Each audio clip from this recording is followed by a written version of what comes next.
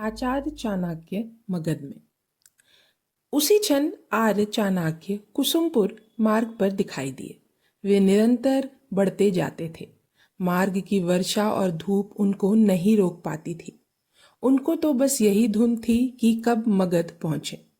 यदि कहीं एक कदम भी रुक जाते तो मालूम होता कि बस अब यवन आगे बढ़ गए हैं।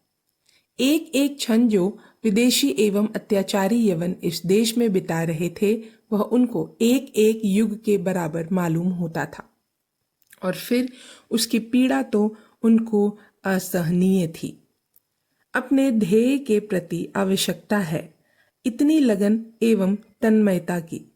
थके मांदे बराबर वे डग बढ़ाए चले जाते थे। बस उनके कदम रुके जाकर मगध के राज्य कार्यालय के द्वार पर ही। अमात्य राक्षस को तक्षशिला के उस ब्राह्मण के आगमन की सूचना दी गई। अमात्य ने एकदम उनको अंदर बुलवाया।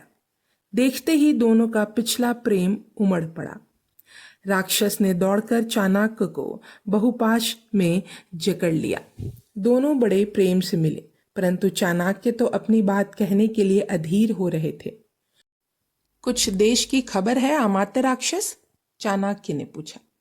राक्षस प्रश्न को समझ गया, बोला, हाँ, अलिक सुंदर ने भारत में प्रवेश किया है। पर्वतक से हारकर फिर उसी की सहायता से पंचनद के राजाओं को हरा रहा है। वह मगध पर भी तो आक्रमण करेगा अमात्य श्रेष्ठ। उसके लिए मगध की सेना तैयार है। मगध की प्राणपण में से रक्षा की जाएगी, परंतु कब? जब वह कुसुमपुर को आकर घेर लेगा। आज पंचनद के छोटे राज्यों की रक्षा भी मगध की ही रक्षा है, और फिर देश से यवनों को बाहर करने का कार्य भी तो मगध का ही है। इस सब के लिए तो महाराज से सलाह करनी होगी विष्णु। अंत में यह तय हुआ कि दूसरे दिन महाराज से सलाह ली जावे। चाणक्य को भी अमात्य राक्षस के साथ चलना तय हुआ।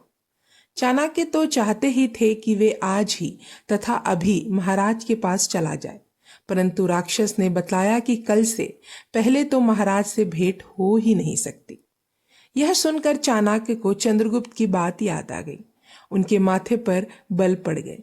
सोचने लगे कि जिस राजा से उसका मंत्री भी इतने महत्व के कार्य के लिए समय पर नहीं मिल सकता, वह राजा भारत के इस महान राज्य के योग्य कदापि नहीं है।